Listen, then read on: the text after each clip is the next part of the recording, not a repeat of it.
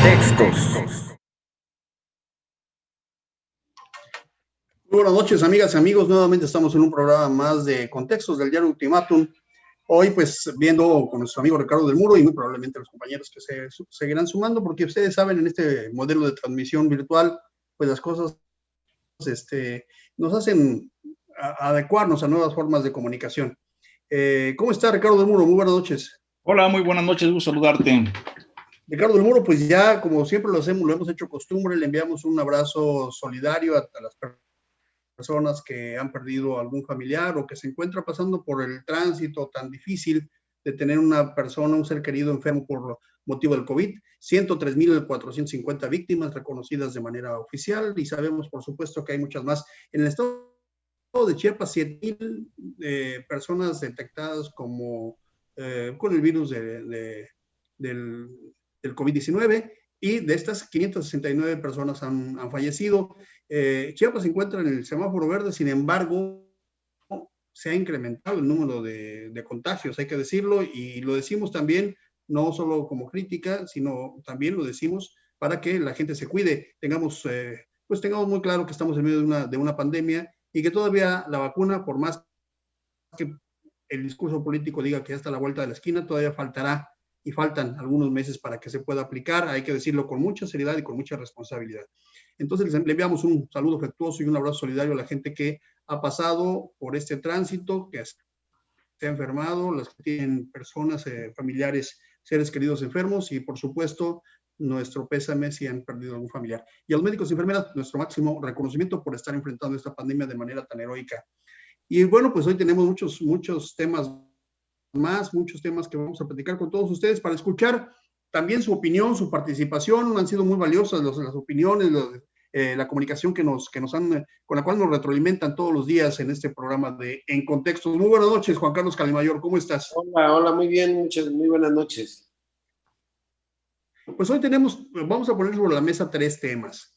Uno de ellos es, pues, este reconocimiento que todos los países han hecho ya de Joe Biden como nuevo presidente de los Estados Unidos, aunque sabemos que tomará posesión hasta el día 20 de enero, y lo hacemos porque el día de hoy China, la República Popular de China, ya le hizo el reconocimiento y solamente estamos esperando a ver qué día o cuándo el presidente de México lo hace. Y esto no es un asunto personal y no es un asunto de estilos, es porque también esto tiene consecuencias de Estado. Ese es el primer tema. El segundo tema, que por supuesto está en el medio ambiente y hay que decirlo, hay que señalarlo, son las alianzas políticas que se empiezan a configurar en algunos estados y que van a cambiar el panorama geopolítico de este país en las próximas elecciones, que no están muy remotas, son 7 meses, no sabemos qué lleguen primero, si las elecciones o las vacunas, pero en 7 meses, eso sí, está programado, tendremos elecciones en este país.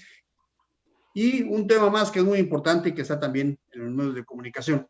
Rosario Robles decide acogerse a una posibilidad de ser testigo protegido y señala de manera muy puntual a Luis de Garay, lo cual también ya tiene una respuesta por parte de él. Esto es parte de una especie de, digamos, de novela política que se sigue tejiendo y todavía no se saben, digamos, los siguientes capítulos. Son 3 temas que tenemos por ahí, que son 3 temas muy importantes a nivel nacional, por los cuales vamos a presentar hoy nuestras opiniones respecto a ellas y por supuesto esperamos también todos ustedes sus valiosas opiniones. Juan Carlos Calimayor, de estos 3 temas, ¿cuál te gusta? ¿Con cuál quieres que empecemos? Ayer tuvimos oportunidad de hablar bastante ampliamente del tema de Rosario Robles con el maestro Ricardo del Muro aquí mismo, por lo que, en riesgo de no ser repetitivo, sí me gustaría hablar, pues el gran tema de hoy es un tema vigente, es un tema que está en la agenda política nacional ahora y desde sexenios anteriores, más recientemente ha tomado más fuerza, porque no cesa lo que es la violencia contra la mujer. Y bueno, los mensajes confusos. Gers Manero había dicho que quería desaparecer la figura de feminicidio y ya no lo hicieron, como un agravante en la penalidad de los casos donde el factor de género tiene mucho que ver con la violencia, que es un problema cultural y que es un problema que tiene que ver con una cultura que poco a poco ha ido evolucionando en el sentido... Tenemos un país que apenas en 1953 le dio el voto a la mujer. Cuando yo le platico eso a mi hija de 21 años, me dice que no lo puede creer. Es decir, cuando ella nació, apenas 30 años antes las mujeres pudieron votar. O sea, imagínense qué difícil pensar o suponer una sociedad donde el voto de las mujeres, que hoy por hoy casi siempre ha representado casi una variante del 50%, proporcionalmente no contaba, ¿no? Inclusive el voto antes era hasta del paterfamilias, ¿no? Por ejemplo, en la elección en Chiapas, los paterfamilias, los padres de familia, los jefes de familia, emitieron sus votos a nombre incluso hasta de sus hijos mayores de edad. Y aunado a eso, bueno, la lucha que han dado a partir de ahí por las mujeres, por las afirmativas, las acciones afirmativas.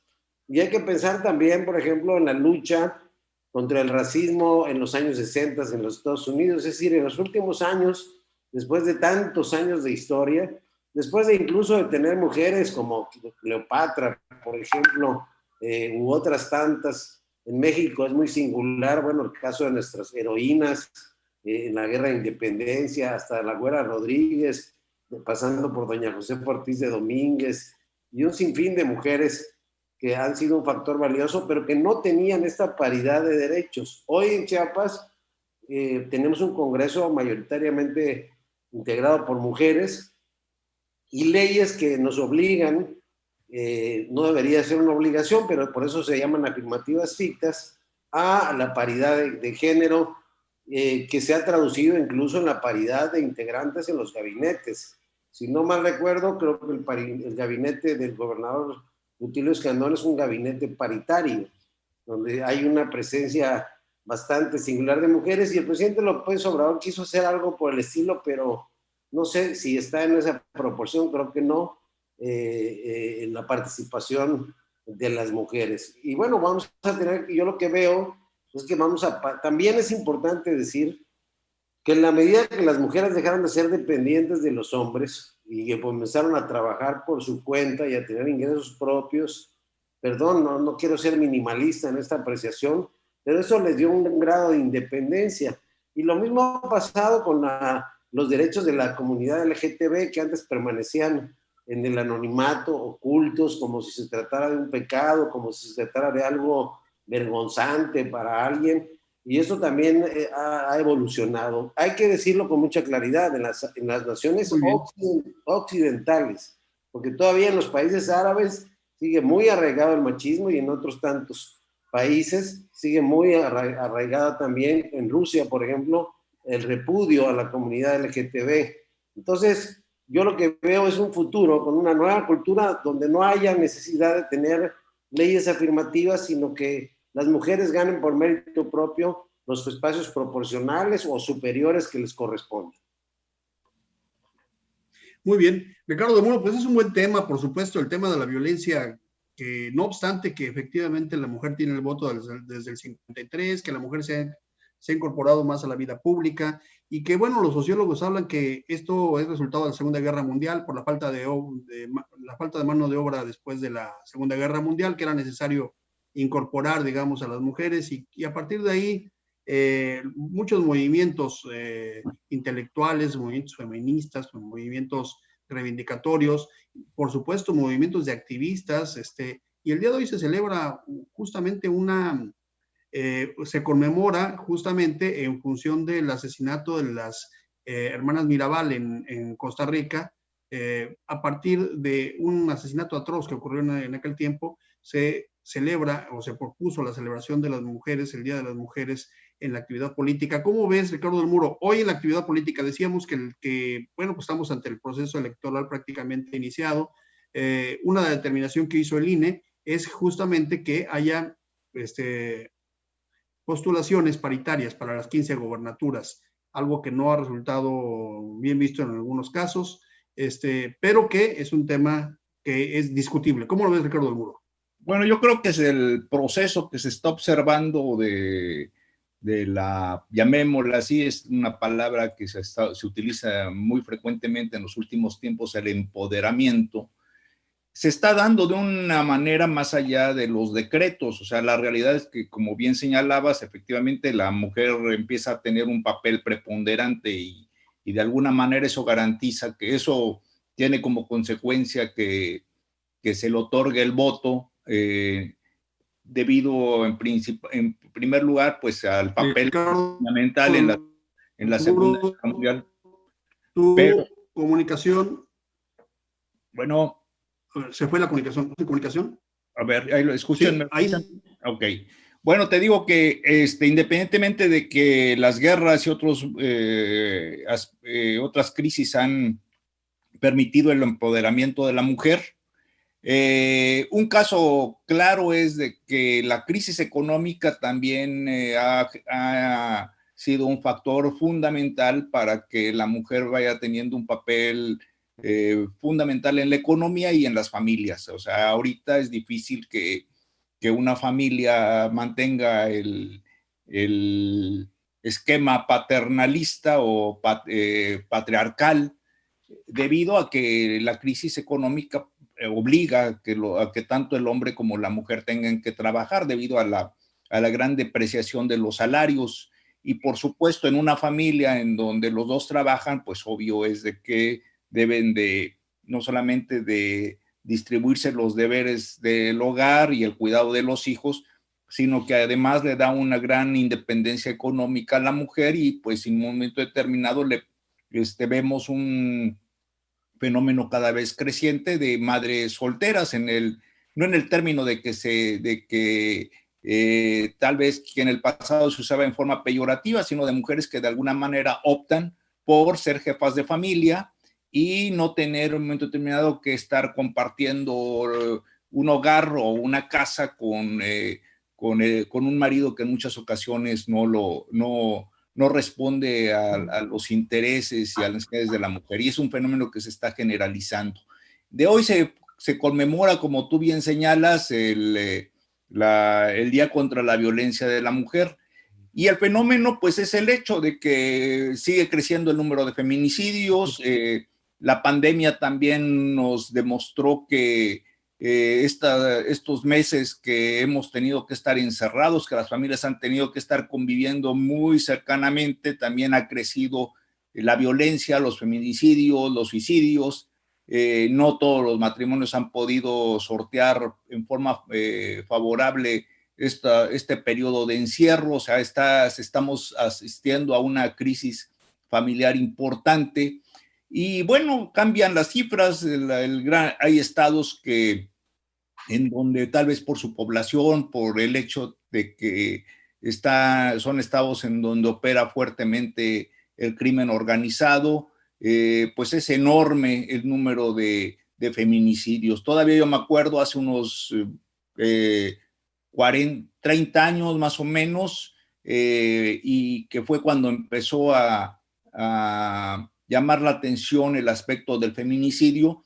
Se dio principalmente en Ciudad Juárez, las famosas muertas de Juárez, si ustedes recuerdan, y era una cosa un poquito que se explicaba por el hecho de que en Ciudad Juárez pues estaban operando las maquiladoras, y en las maquiladoras la gran parte de la fuerza laboral eran mujeres. En alguna ocasión me acuerdo que llegué a hacer un reportaje por aquella zona, y llamaba mucho la atención que había centros nocturnos y bares en donde las mujeres salían de trabajar, iban ahí a convivir, a tomar su cerveza, algún trago y demás. Y por supuesto se rompía con el esquema de la mujer abnegada y que teníamos en la mente tradicional. Y bueno, y esto pues se ha generalizado, ¿no? En el caso de Chiapas, hay que señalar que efectivamente nuestro estado está considerado por sus unas características como el segundo estado más pacífico según las estadísticas oficiales, el segundo estado más pacífico del país. Solamente nos gana Mérida, Yucatán, sin embargo, aunque han bajado las cifras, aquí las cifras de feminicidios son bajas, los los homicidios, extorsiones, secuestros y demás. Sin embargo, en Chiapas sigue llamando la atención y es un aspecto que llama mucho la atención y que las autoridades tienen que atender, el caso de la violencia familiar. Todavía tenemos cifras elevadas a violencia familiar. Y bueno, es una lucha en todos sentidos. Por un lado, las autoridades es necesario que tengan una acción rápida y que sobre todo en los casos de agresiones contra las mujeres, hostigamiento y por supuesto lo más grave, los feminicidios, pues se tenga una acción expedita y rápida. Recientemente aquí ya tuvimos 2 casos, se hizo así, pero ya para cerrar, sí se requiere pues mayor atención a esa cultura de agresión contra la mujer que se da desgraciadamente en las zonas rurales de nuestra entidad, en su mayoría. Muy bien, pues amigas, amigos, el día 25 de noviembre se conmemora el Día Internacional para Erradicar la Violencia contra las Mujeres, y esto se hace, como decíamos, en honor a las hermanas Mirabal, que fueron asesinadas en República en tiempos de un dictador llamado Rafael Leónidas Trujillo, del cual se ha hablado mucho. Y es el personaje central. ¿Me escuchan? Bueno. ¿Se oye? Hay un libro muy interesante, La Fiesta del Chivo, justamente. La Fiesta del Chivo de Vargas Llosa, que es prácticamente una historia de... Y también hay sobre la tragedia de las mariposas. La tragedia de las mariposas, en efecto. La tragedia de las mariposas, que habla sobre este tema. Y por supuesto, ya ha sido llevado al cine también muchos temas de lo que mencionaba Ricardo, de las muertas de Juárez, ¿no? Hay un documental muy interesante de la hija de Pepe Goldenberg y Julio también sobre el tema de las mujeres en Tapachula, que es muy importante, desde Tapachula hacia el norte. Entonces hay material documental para que ahorita que estamos en el COVID también tomen en cuenta y puedan ustedes tener pues mayor información, al menos en documentos cinematográficos sobre estos temas muy importantes. Esto es vamos a hacerlo como un homenaje a las mujeres y vamos a decir todos justamente que luchemos contra la violencia en cualquier medio contra las mujeres. Muy bien, pues vamos a otro tema. Ricardo, ya abrió Juan Carlos el tema anterior, ahora te toca, Ricardo. ¿Cómo ves esto que el presidente de la República, el licenciado Andrés Manuel López Obrador, todavía no manda un saludo oficial, formal, pues el reconocimiento de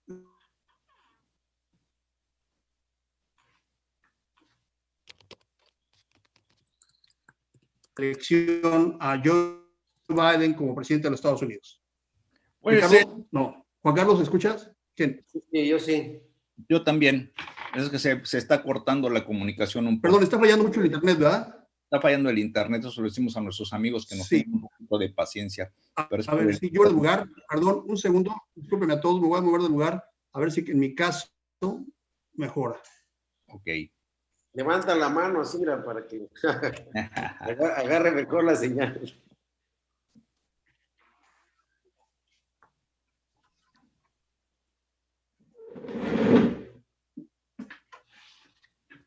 Como cuando nos subíamos al techo a mover la antena, ¿se acuerdan, maestros? De aquellos tiempos.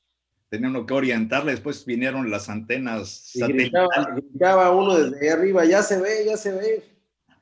¿Cómo han cambiado, no? ¿Cómo han pasado los años? Sí, y las satelitales, que la mayoría que instaló satelitales, ahí se quedaron con los perros en la azotea. Parecíamos centros espaciales con esas antenas parabólicas, ¿no? Las parabólicas famosas.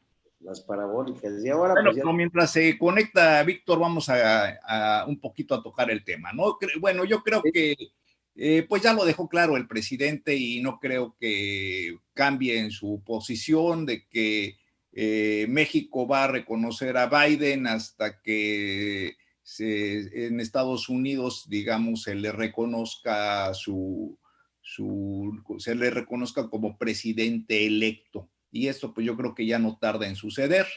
Pero, y pues por ahí yo la verdad no veo así mayor problema. Creo que Biden es un tipo bastante institucional, tiene mucha experiencia política, nada que ver con Donald Trump. Entonces creo que en un momento determinado, pues si lo molestó o si se ve como una falta de respeto, pues yo creo que es lo suficientemente inteligente Biden para ver cosas más importantes en su relación con México. Pero aprovechando el espacio, porque creo que en este aspecto no tengo mucho que decir, sí me gustaría recordar que, bueno, la noticia de hoy que rompió y que finalmente pues se ha vuelto más importante que cualquier aspecto político, pues es la muerte del ídolo de Maradona, ¿no? Mario Armando Maradona. Y por el otro lado, el curioso, el día de hoy fue de fallecimientos importantes. También fallece hoy el doctor Mireles, aquel de las... el doctor Mireles ya falleció, y también falleció Flor Silvestre, la esposa de Antonio Aguilar, a los 90 años. El único de todos estos fallecimientos, el único que fue por coronavirus fue el del doctor Mireles. Y en el caso de Maradona, pues es interesante porque nos mete otra vez a ese fenómeno de los ídolos populares, y que en un momento determinado se vuelven la envidia de cualquier político y que tienen un impacto en ocasiones, no necesariamente porque lleven una conducta ejemplar o que hagan tal o cual cosa, sino que simplemente tienen ese imán que los identifica con el pueblo, ¿no? Hasta la fecha es curiosísimo que cada vez que se conmemora el fallecimiento de Pedro Infante, la gente sigue llegando, claro, ya no tanto, ya no aquellas manifestaciones populares que se hacían en el pasado, pero muchos siguen llegando a visitarlo en su tumba, que está en el Panteón Jardín, y en fin, hay muchos, digamos, personajes que tienen ese imán de identificarse con el pueblo, y son los llamados ídolos populares, un fenómeno que ha existido siempre, ¿verdad? Muy difícil de entender. En el caso de Maradona, pues incluso, como bien sabemos, se le llega hasta perdonar el hecho de cometer falta y con una acción ilegal dentro del ámbito futbolístico mete gol porque se le ocurre una buena frase que es la mano de Dios, ¿verdad? Y además un personaje que tenía simpatía por los líderes políticos controvertidos. O sea, se sabe que Maradona fue recibido, platicó con Fidel Castro, platicó y fue recibido por Hugo Chávez, y en fin, y por el otro lado, también un personaje que ya en su vida, pues ya adulta y hasta cierto punto de vejez, porque falleció, tengo entendido, tenía 60 años ahorita que falleció, digamos, ya en su vida de tercera edad, pues podía él darse el lujo de ser un tanto desordenado, su vida personal bastante controvertida. Se conoció su caída y la gran lucha que siempre tuvo por su adicción a la cocaína. Pero bueno, el día de hoy muere Maradona y nuevamente pues es noticia mundial. Muy bien, pues sí, hoy fue noticia mundial. Maradona, un ídolo del fútbol, del deporte, y por supuesto para los argentinos un gran referente. Yo creo que en realidad los ídolos, Ricardo, son generacionales. Los ídolos son generacionales. No se oye. Los mitos son transgeneracionales. ¿Sí se escucha? Muy bajo. ¿Ahí se escucha? Muy bajo.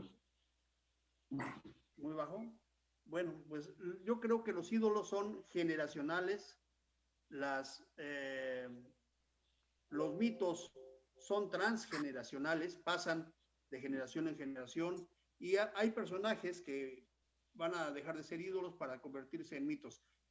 Hay algunos de ellos, no sabemos si Maradona lo logre, pero sí fue hoy una noticia muy impactante en el mundo futbolístico. Juan Carlos Calimayor, pues ya hay muchos temas que metió Ricardo del Muro al análisis de hoy. No sé si te gusta el fútbol, ¿qué te pareció Maradona? ¿Cómo viviste tú esos tiempos? ¿Cómo la viste? Bueno, en el tema de Joe Biden y el reconocimiento, lo único que falta es que Donald Trump reconozca a Joe Biden y López Obrador todavía no lo haga, es lo único que falta que suceda, prácticamente. Pero miren, yo pienso que el presidente López Obrador pudo dar una opinión un poco más ecléctica. ¿En qué sentido ecléctica? En decir que reconocían el triunfo de Biden, pero que estaba sujeto todavía al proceso legal para que hubiera una definitividad. Es decir, que sí reconocían su triunfo por las cifras, por los números, pero que legal en términos de lo que se conocía, pero que como había sido una la elección, pues decir que reconociendo el triunfo había que esperar el fallo definitivo de los tribunales. Un poco más diplomacia para manejar ese tema. No creo que vaya a dañar la relación, pero lo que sí creo es que la agenda que trae Biden no es la que trae el presidente López Obrador, sobre todo en materia, va a ser favorable en materia de los migrantes que viven en Estados Unidos, de los Dreamers, donde hay un compromiso por reconocerles sus derechos ciudadanos. Y por otro lado, el tema de energías renovables, donde hay intereses económicos, y yo creo que, digo, por inversiones extranjeras norteamericanas en esa materia, que fueron revertidos por las nuevas reformas, por las nuevas regulaciones y restricciones del gobierno del presidente López Obrador. Yo creo que Biden va a regresar al Acuerdo de París. Biden va a regresar al Acuerdo de París y eso va a incidir, va a regresar a la OMC, sin duda, y va a incidir de una manera directa en el tema de México. Y por otro lado, pues vamos a ver qué tratamiento le dan a la frontera sur. Eso nos afecta a los chiapanecos directamente, en el sentido de ver si se va a mantener ese control estricto que el presidente López Obrador le exigió, perdón, que Trump le exigió a López Obrador para evitar que el problema viniera desde nuestra abandonada frontera, hay que decirlo, por la cual llegaron a cruzar en algún momento hasta 400,000 migrantes por año. Pasamos de la anarquía a un control más rígido, ¿no? ¿Perdón? Y el caso de México como país, como tercer, y el caso de México como tercer país, que sí, es claro, un tema importante. Yo creo que van a cambiar esas reglas, van a modificar sus reglas de asilo, porque también se ha abusado de ellas. No creo que vayan a volver a una política de puertas abiertas, pero de alguna manera van a reconocer la realidad preexistente en Estados Unidos respecto de la gran incertidumbre que viven millones de personas que tienen hijos que nacieron en los Estados Unidos y que no saben si pueden ir a la escuela, dejar a sus hijos y ser retenidos y deportados sin que nadie les avise. Esa tragedia humana, yo creo que va a recibir por parte de los demócratas un tratamiento diferente. Ahora, respecto de Maradona, pues estamos ante un hecho que nos gusta mucho del origen histórico a los seres humanos como especie, que es la construcción de mitos. Hoy reproduje por ahí un video del gol que anotó Maradona saliendo desde la media cancha, en un momento en que millones de personas en todo el mundo estaban viendo el Mundial y en donde pues surgió ese mito de esa jugada maestra de Maradona, que técnicamente pues tuvo grandes habilidades, pero si lo comparas con cualquier jugador europeo ahora, pues deja mucho que desear. Es decir, técnicamente hablando, en estricto sentido, no es así como un fenómeno no repetido. Podría darte nombres de grandes jugadores que han demostrado mejores habilidades técnicas, y entonces nos encontramos ante la construcción de un mito, y los mitos generan estos ídolos, y muchas veces estos ídolos pasan la música pop, por ejemplo, no saben administrar el éxito, y lo que le pasó a Maradona es que se convirtió en un gran mito, y dentro del éxito que se le vino, pues sucedió que incursionó en el mundo de las drogas, incursionó en excesos y se muere a una edad pues de 60 años, que es muy joven, bueno, joven aún, digamos, como para haber fallecido de esta manera repentina por el estilo de vida que llevaba. Es decir, hay muchos casos en la historia, les decía, de la cultura popular, Jim Morrison, Janis Joplin, la misma cantante inglesa que murió recientemente, asediada por la prensa, ¿cómo se llama? Por acá está mi hijo, ahorita les digo. Amy Winehouse. Amy Winehouse, exactamente.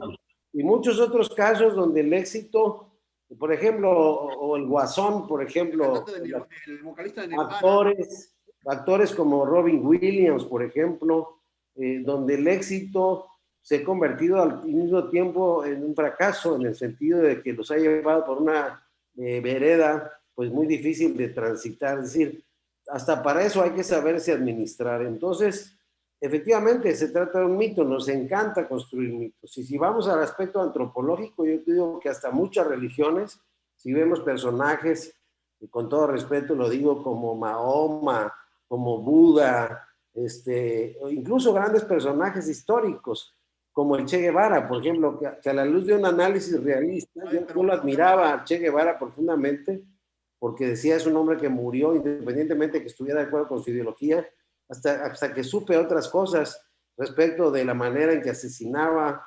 discriminaba a homosexuales. Y entonces, más allá, ahora sí que la historia detrás del mito, pues es una cosa a la que estamos obligados hoy, más allá de lo que sabemos, a indagar acerca, primero ser objetivos con la realidad. Les decía, técnicamente Maradona, igual que la creación de Pelé como el rey del fútbol, pues yo creo que el propio negocio del marketing del fútbol, de la industria, porque es una gran industria el fútbol, pues obligaba a crear estos mitos. Así que, pues es un hecho lamentable. Y el mundo político, ¿no? Porque habría que señalar que en el caso de Maradona, le meten los goles a Inglaterra justamente cuando estaba la guerra de las Malvinas.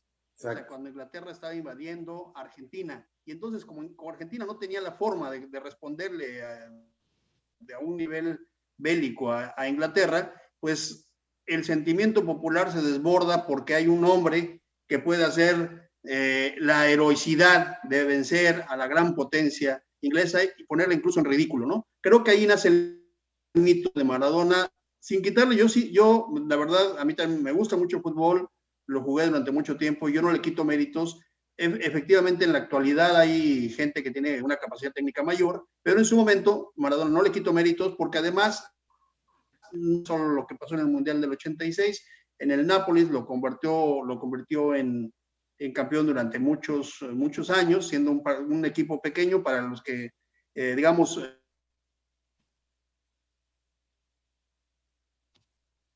Se nos fue. Sí, ¿verdad? Sí, eso fue. Ahorita regresa. Maradona tiene su mérito, es un gran personaje, sí es un personaje creado, creo yo, Juan Carlos, es cierto lo que tú dices, creado en el contexto. Sin embargo, pues sí, los pueblos necesitan mitos, necesitan referencias, y dirían algunos psicólogos sociales, sin los mitos y sin las referencias, la realidad sería tan buena, podríamos resistirla, ¿no? Ya hay varios que han hablado sobre eso, por la necesidad de generar ídolos para creer que podemos ser un poco mejores. ¿Cómo ves, Ricardo del Muro? Pues, yo creo que hay una situación lo que llama la atención de un ídolo es, y que casi es general en la mayoría, es el conocer su historia, del hecho de que son personajes que surgen de ámbitos sociales muy pobres, en situaciones a veces de extrema pobreza, y gracias a sus méritos, a la habilidad que tienen para un deporte, para una actividad, para el boxeo, pues logran alcanzar alturas insospechadas o altura y eso es un referente que de alguna manera pues queda en el imaginario popular, ¿no? Uno lo sienten como propio, que logra trascender el contexto de pobreza, de mediocridad, de falta de oportunidades, y eso es lo que lo hace atractivo. Ahora, algo que vale... Creyendo que la gente puede ser igual. No, y algo que vale la pena... ¿Mande? Adelante, Ricardo. Y hay algo que también vale la pena, que me ha llamado ahorita por lo que estamos platicando, que ha cambiado también la percepción del ídolo, ¿verdad? Porque, por ejemplo, en el caso de, ahorita lo que me viene a la mente, Maradona, y en el caso de México, José, por decir algo, son ídolos en donde, por un lado, son ídolos frágiles, son ídolos que, como bien señala Juan Carlos, ante la vejez, ante la fama, caen víctimas del alcohol, del alcoholismo, caen víctimas de las drogas. Y deja de lado, por otro lado, esa imagen del ídolo como educador de la juventud que teníamos anteriormente. Por supuesto, en mi opinión, sigue vigente y está vivo como el gran futbolista de todos los tiempos, Pelé. Igual que en su momento como el gran boxeador de todos los tiempos lo fue Cassius Clay, mejor conocido después, cuyo nombre es Mohamed Ali. Y en México, bueno, yo creo que las nuevas generaciones tal vez no lo escuchen muy seguido, pero fue durante mucho tiempo referencia de cómo del atleta o del deportista que lleva una vida sana y que en base a ser una persona sana y honesta logra triunfar en el deporte, pues el inolvidable Ratón Macías, ¿verdad? Que se acuerdan que decía que le preguntaban, ¿esto por qué? Dice, pues yo se lo debía ¿a qué? A mi manager y a la Virgencita de Guadalupe. Y a la Virgen de Guadalupe.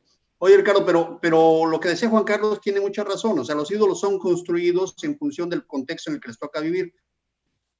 Insisto que los ídolos son generacionales y los mitos traspasan las generaciones. Es decir, a las generaciones del Ratón Macías, digo, a mí no me tocó, pero a mi padre, por ejemplo, le gustaba mucho el box, seguramente el Ratón Macías era un ídolo, ¿no? En el caso de México, por ejemplo, fueron ídolos muchos los boxeadores, porque tiene mucho que ver con la propia idiosincrasia del pueblo al que se trata. Es decir, nosotros no somos particularmente, no hemos ganado campeonatos del mundo como los argentinos, ¿no? En el fútbol, pero sí hemos tenido muchos campeones en el box. Entonces nuestros ídolos más bien pues son el Púas Olivares, ¿no? El Ratón Macías, Julio César Chávez, es decir, estos ídolos que son generacionales y que son necesarios para la referencia de la sociedad, porque si no tienes estos ídolos, la sociedad se vuelve muy pesada, o sea, como que estamos todos metidos en la vida diaria, salir adelante, y es muy difícil si no tienes estos referentes, y se crean en función de la necesidad de la gente, es decir,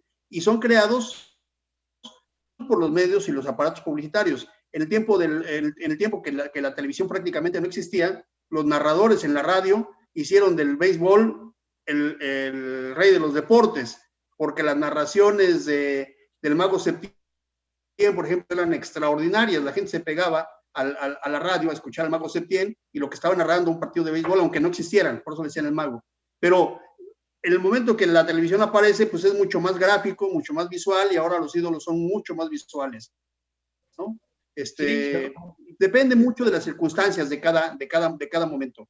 Y esto llevado a la política, Juan Carlos, yo quisiera, nuestro programa debe de ir a esto también. Llevado a la política, eso también es una forma de construir caudillos, ¿no? Es decir, es una forma de construir también personajes que se convierten en mitos y que muchas veces al Estado le conviene convertir mitos. Por ejemplo, Juárez, desde mi punto de vista, con todo, tiene, como cualquier presidente, muchas virtudes y muchos defectos, pero es el gran mito, digamos, de México. Y el gran mito fundacional de México, con Hidalgo, ¿no? Dejando fuera a tantos hombres y mujeres que participaron en la independencia. Hoy estamos viviendo también en la construcción, le digo mucho respeto, pero la verdad es que para muchos quisieran construir un mito de lo que está ocurriendo con Andrés Manuel López Obrador. Todavía le falta, digamos, que haya que se juzgue históricamente, digamos, una criba histórica realmente para ver si efectivamente alcanza ese nivel. Pero también en la política se crean mitos, Juan Carlos. ¿Cómo ves? Para que vayamos cerrando este programa. Bueno, hay que ver que algo ha cambiado en este tema, y es que ahora tenemos Antes había historiografía oficial, había unos cuantos canales de televisión, entonces los seres humanos estábamos limitados a escuchar lo que se decía y lo que para nosotros era la verdad única. Entonces, esto con las redes sociales ha modificado completamente el contexto y a los que nos dedicamos a la reflexión nos obliga a replantear las cosas. Y evidentemente es romper con toda una cultura que es antropológica, sociológica, muy antigua de los seres humanos. Por ejemplo, el Pípila. El Pípila tiene una enorme escultura en Guanajuato y fue este hombre que va y derrumba la puerta de la Alhóndiga de Granaditas, la quema, pero lo que sucedió en la Alhóndiga de Granaditas es una masacre peor que la de Acteal. Había hombres, niños, y sobre todo niños, mujeres y ancianos desarmados a los que se les asesinó de una manera cruel, que si esa escena la pudiéramos recrear vívidamente, sería horrorizante ver lo que los insurgentes hicieron ahí, y como eso, muchos otros mitos, esa necesidad de construir estos símbolos. Déjame hacer una anotación con lo que estás diciendo, Juan Carlos. Lo que dice Juan Carlos, para nuestros amigos que nos siguen, ustedes lo pueden corroborar en las cartas de Lucas Alamán, que prácticamente es lo que está diciendo ahorita Juan Carlos.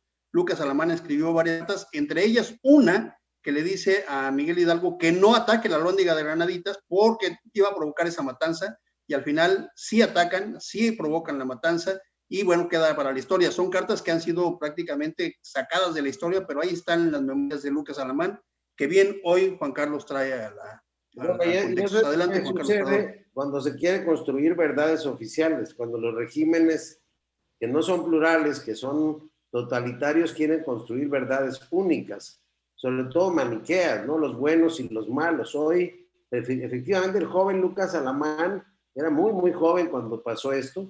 Después se va unos años a Europa, se vuelve un escritor que hoy López Obrador llamaría conservador. Pero si tú lees o relees, por ejemplo, a Bernal Díaz del Castillo y lees las otras versiones de la historia, nosotros, por ejemplo, en Chiapas tenemos varios mitos. Uno de ellos es el sacrificio de los indios Chiapas en el cañón del Sumidero, ¿no? Que prefirieron aventarse, arrojarse, a enfrentar, yo diría a enfrentar a los españoles. No sé qué sea más acto de valentía, si arrojarse o enfrentarlos. Pero es todo un mito construido, tanto que es parte de nuestro escudo. El problema es que cuando te atreves a cuestionar los mitos, cuando te atreves a decir, por ejemplo, a mí que soy un estudioso apasionado de Maximiliano y de ese periodo del Segundo Imperio, cuando tú dices que Maximiliano era más liberal que Juárez Juárez ni siquiera hizo leyes para apoyar a los indígenas, y que Maximiliano era un liberal que vino a hacer muchas cosas. Maximiliano dejó huella en sus 3 años de medidas que hoy por hoy se tomarían como progresistas, pero como es un ser anatemizado por la historia, mira, es el mismo caso de Antonio López de Santa Anna. Santa Anna era un héroe popular, un mito a partir de que perdió una pierna por defender a México, construyó su propio mito y se sintió tan grande que renunció a la presidencia, hizo una leva de más de 6,000 soldados para caminar 6,000 kilómetros hasta el Álamo, en Texas, y resultó que logró derrotarlos, pero después, como era un territorio desconocido, fue preso, y preso lo obligaron a firmar a cambio de su libertad el reconocimiento de la independencia de Texas, no la venta de la mitad del territorio mexicano. Pero lo que a los mexicanos comunes y corrientes nos han vendido es que Texas vendió, que Santa Anna vendió la mitad del territorio mexicano a Estados Unidos, y eso es una mentira, porque el Congreso mexicano desconoció al presidente porque ya no era presidente en funciones al estar preso. Entonces, lo que nos vemos obligados, por ejemplo, hace unos años, Enrique Krause y otros historiadores hablaron de la posibilidad de traer los restos del general Porfirio Díaz, de redimensionar su obra, sin prejuicios. Pero hoy por hoy en México estamos volviendo a la utilización de estos, tal no es así que la figura de emblemática de este gobierno son estos mitos, de estos personajes endiosados, infalibles, seres humanos superiores a los demás. No, eran hombres de carne y hueso. Hidalgo, pues era un parrandero, mujeriego, jugador, eran los Era mestizos. un Juan Charrasqueado cualquiera. Eran los mestizos que Un estaban Juan Charrasqueado cualquiera. Eran los mestizos en contra de los criollos que se estaban haciendo tontos después de que España había sido invadida por Napoleón 2 años antes. No tomaban acción, no tomaban parte, aprovecharon esa circunstancia para rebelarse, ¿no? Muy bien. En fin, habría que revisar. Muy bien, pues déjame hacer otra cita. Juan Carlos, me estoy convirtiendo en hacer en tus citas, en tu pie de citas, pero lo que dijo Juan Carlos de Santana, pueden ustedes consultarlo en un libro de Andrés Lira, donde justamente quien firma los tratados para ceder Texas es el presidente de la República en ese momento, Manuel Herrera, no Santana. En fin, ahí lo tienen ustedes, es un libro, se llama El dictador resplandeciente, de Andrés Lira. Yo también lo tengo ahí, es un libro interesante, también muy recomendable. Ricardo del Muro, la necesidad también de los gobernantes, o sea, ya pasamos por esa etapa en donde decimos, pues que los gobernantes también utilizan este mecanismo de los mitos para gobernar, pero también la utilización de los mitos. Tú hiciste la referencia en donde el cual Fidel Castro recibe a Maradona, Nicolás Maduro recibe a Maradona, Chávez recibe a Maradona. Hay una utilización de ambos, es decir, Fidel Castro, digamos, utiliza a Maradona y Maradona también utiliza a Castro y a todos los demás, ¿no? ¿Cómo ves esta utilización de los mitos? Lo que pasa es que es doble el discurso, o sea, así como se crean mitos, se crean villanos. Es un beneficio mutuo. De hecho, y atrás de eso vienen intereses y viene todo un aspecto mediático. Entonces, y finalmente prevalece, digamos, lo que como dicen, la historia la escriben los triunfadores. Pero la historia también tenemos villanos, y villanos que a la larga se van diluyendo. O sea, durante mucho tiempo, como bien dice Juan Carlos, la imagen de Porfirio Díaz nos las estuvieron escribiendo y platicando como el gran villano que fue derrotado por la Revolución Mexicana. Y bueno, al paso de los tiempos y en la medida en que el régimen posrevolucionario priista se fue deteriorando, la imagen de Porfirio Díaz fue recuperando su posición. En cierta medida, tal vez eso le pueda pasar, bueno, sin olvidar que el mito de Juárez, pues quien lo construye es precisamente Porfirio Díaz. Y bueno, aquí estamos ahorita, por ejemplo, con una fuerte tendencia de querer señalar a López Obrador como el villano del momento, que es la misma, es una estructura total. Si uno analiza los discursos, la concepción, los ataques, pues sí, o sea, también hay un grupo importante en la opinión pública en donde se le quiere manejar como un villano, ¿no? Igual que en un momento determinado, otros personajes son considerados como villanos, y bueno, solamente ahora sí lo que le llaman el juicio histórico, pero que finalmente no es más que el tiempo pone a cada personaje en su lugar. Entonces creo que ese es un punto. Ahora, lo que sí observamos en el caso de la política mexicana es de que, bueno, sería un alarde, algo así como una utopía, querer pensar en un mito político o en un símbolo político o en un personaje de características impactantes, ¿no?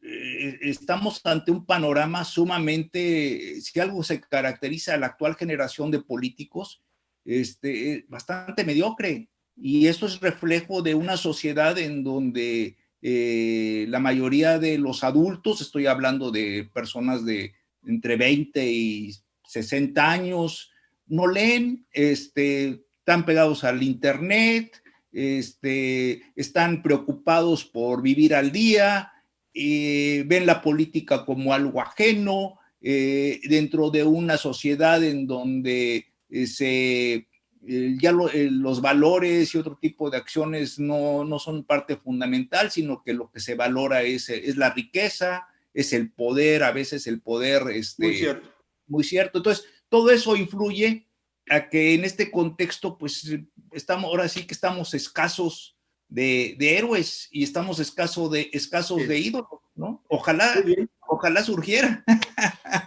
No, pues yo creo que eso es lo que está. Pues para nuestros amigos que nos siguen, estamos hablando, para nuestros amigos que nos siguen, perdón, perdón Juan Carlos, para nuestros amigos que nos están siguiendo, estamos hablando, porque son muchos temas, quisiera centrar un poco, estamos hablando de cómo en la política se utilizan los referentes o los mitos creados en otras latitudes de las actividades humanas, como el caso del deporte, puede ser también de la cultura, y a la vez cómo la política utiliza el discurso de los mitos fundacionales o mitos, digamos, que se crean a partir del Estado, como el caso del nacionalismo revolucionario, por ejemplo, que fue durante muchos años este mito que se expresó de distintas maneras en términos culturales, como el muralismo mexicano, incluso las películas donde se exalta al charro y al macho mexicano y los roles de la mujer son completamente distintos, y en las obras de teatro, es decir, la cultura también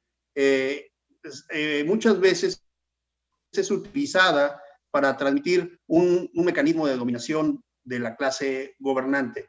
Y también los mitos se han creado para bien y para mal, es decir, los buenos y los malos, los villanos y los héroes, se crean porque son convenientes en su momento, pero la historia reposada y la historia real hay que verla a partir de los hechos tangibles, concretos, ni condenar sin pruebas, ni tampoco exaltar con la pura emoción. En fin, esta es más o menos una forma de reflexión de lo que está ocurriendo y también ocurre en los mitos del sector deportivo. Maradona murió, es muy lamentable, es un ser humano, por supuesto, tuvo sus éxitos, pero tampoco es un mito como para ponerlo a ese nivel. Juan Carlos, adelante. No, acabas de decir una verdad de perogrullo. Acabas de decir una verdad de perogrullo, o sea, no todos los mitos son negativos o son invenciones o sobredimensionamientos de las personas. Porque, por ejemplo, nosotros tenemos a Belisario Domínguez, que lo que se hace con mitificarlo es exaltar el valor que tuvo de denunciar a un régimen autoritario y que eso le haya costado la muerte. Entonces, ese es uno de los buenos mitos que podemos presumir, porque se trata de reiterar un valor en la democracia, que es el derecho a disentir y la valentía de denunciar al tirano, al opresor. Entonces, no todos los mitos son negativos.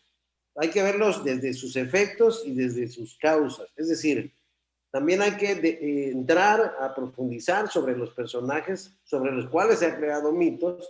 Por ejemplo, Madero, sin pensarlo, quizás sin imaginarlo, con escribir su pequeña obra y con hacer un levantamiento provocó que fue el botón que detonó la revolución, pero en los 2 años de gobierno demostró una gran torpeza para gobernar. No supo entender el ejercicio del poder y un país tan complejo como en ese momento era México. Entonces fue traicionado. Gustavo Madero, su hermano, le dice frente a Victoriano Huerta en el Palacio Nacional: este señor te va a traicionar.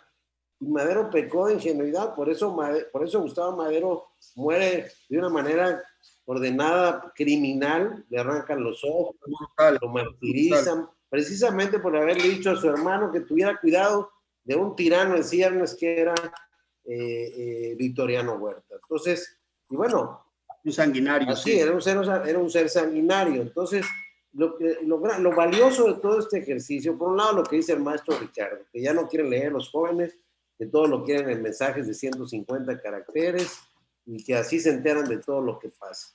Y por otro lado, la desgracia de... Y que es muy fácil, Juan Carlos, y que es muy fácil, para no pensar, es muy fácil decir quién es bueno y quién es malo, nada más. Que tenemos una tendencia en las competencias a reducir... Un simplismo. No, sí, exacto. No hay partidos donde jueguen 3, bueno, quizás en las carreras olímpicas, pero normalmente la visión es maniquea y hay un vencedor y hay un vencido. Y tendemos a tomar partido y tendemos en esta visión maniquea a poner a los malos de un lado y a los buenos del otro. Ayer escuchaba a Germán Cepeda, se llama, del PAN, es senador, decir que cómo era posible que el PAN se aliara a su enemigo histórico, que era el PRI. Bueno, es que las circunstancias cambiaron, pero además parten de una premisa que yo no comparto. Ni todos los priistas son malos, yo conozco, ustedes deben conocer alguno decente por ahí, yo conozco muchos a lo largo de todos estos años, también gente en Morena que es muy valiosa, por supuesto, que es congruente, que es autocrítica, y bueno, y en el PAN tampoco todos son unas peritas en dulce, es decir, pintar de qué lado estás para saber si eres bueno o malo, o vas a cargar con todos los sanbenitos que se le cuelgan por una forma de pensar conservador, liberal. Entonces, si eres conservador, ahorita los conservadores son los malos de la película, ¿no? Sí, claro, no reducir, recomendamos no reducir el análisis, el pensamiento. Es reduccionismo, es un pensamiento reduccionista. Es un reduccionismo y un simplismo que no aporta. Y que bueno, la sociedad quizá estaría disculpada ante esas circunstancias porque así son presentados los fenómenos sociales y particularmente los fenómenos políticos. Trump justamente basó su campaña haciendo eso. Los malos de los demócratas, que son los comunistas, etcétera, etcétera, etcétera. Malos, es decir, subrayando eso. Pero por el otro lado, las campañas así se establecen. Exactamente, ahí establece, ahí pones quiénes son los villanos. Y estamos muy acostumbrados, o la sociedad está muy acostumbrada a eso. Lo recomendable es analizarlo, ver, hacerlo de manera reposada y no sentenciar y no justificar tampoco de manera anticipada. Cerramos el programa del día de hoy con una reflexión muy interesante, la que se ha venido haciendo, con un último comentario. Ricardo del Muro, Mundos, ¿cuál sería tu último comentario por el día de hoy? Bueno, pues respecto a la cuestión de los mitos y de los héroes y villanos, creo que es interesante. Las sociedades crean estos personajes, forman parte de la ideología. Ahorita que estábamos hablando de Maradona, pues me recordó a nuestro gran futbolista Hugo Sánchez, que sin embargo, siendo un excelente futbolista, yo creo que lo mejor que hemos tenido en México en el caso del deporte del fútbol, pues no logró cuajar como mito, incluso normalmente era atacado por los comentaristas de televisión, y bueno, eso es uno de los tantos ejemplos, ¿no? Y en el caso de la política, pues algo que señalaba Juan Carlos es de que muchas veces el héroe, aunque no necesariamente, pero está ligado con el mártir, el famoso martirológico, ¿verdad? Un poquito que es herencia de la cultura del cristianismo, que tiene toda una serie de santos y de personajes que ejemplifican en el caso de la religión, la pureza y el dar la vida por una ideología, por una creencia, y eso, bueno, pues los convierte en referentes sociales definitivamente, ¿verdad? Así es. El sufrimiento como redención, ¿no? Muy bien, Ricardo del Muro. Juan Carlos Calimayor, un comentario para cerrar el programa. Sucede en México, por ejemplo, no sabemos, y el hubiera no existe, qué tan bueno o mal presidente podría haber sido Luis Donaldo Colosio. Sin embargo, su asesinato pues, lo mitificó. ¿Sí? El discurso que da junto al Monumento a la Revolución se vuelve un discurso histórico que, de no haber sucedido el asesinato, pues hubiera sido un discurso más de su campaña, ¿no? Es decir, sí. Bueno, y ahí es donde entran los constructores, a veces en el automático de los mitos, ¿no? Y no estoy diciendo que sea un mito, estoy diciendo como dice el maestro Ricardo, a partir del martirologio. Por ejemplo, hay un pintor que me gusta mucho, Modigliani. Modigliani tiene una vida, igual que Van Gogh, terrible. No son famosos hasta después de su muerte y se construye todo un mito a partir de su vida muy excepcional, despreciada en vida, que no podían vender una obra. Y también en el arte sucede mucho la construcción de mitos a partir, efectivamente, de las muertes, ¿no? De la victimización. Hay que recordar a cuántas personas la Iglesia en la época de la Santa Inquisición también sacrificó, y cuántos mártires de esos, o a los cristianos, que hubo un tiempo en que los romanos metían para que se los devoraran los leones en el circo romano. Yo creo que es un tema tan apasionante que nos puede llevar de, como hoy lo hemos hecho, de un ejercicio muy interesante, del fútbol a la política, y que tiene muchos y a la cultura, muchos asegúnes, pero que no deja de ser importante reflexionar. Lo más valioso de toda esta reflexión, y concluyo diciendo, es invitar sobre todo a las nuevas generaciones a no conformarse con las verdades que aparentemente son absolutas, en no prejuzgar, sino tomarse la libertad de indagar, cuestionar y ver si lo que les están vendiendo como un mito es realmente digno de admirar, ¿no? Muy bien, pues sí, los mitos tienen íntima relación, duermen juntos con la cultura y duermen juntos y parte de la cultura son las religiones. El personaje que se crea y que es adaptable a cada fenómeno y a cada momento histórico y a cada generación tiene mucho que ver con la forma de pensar. Pedro Infante.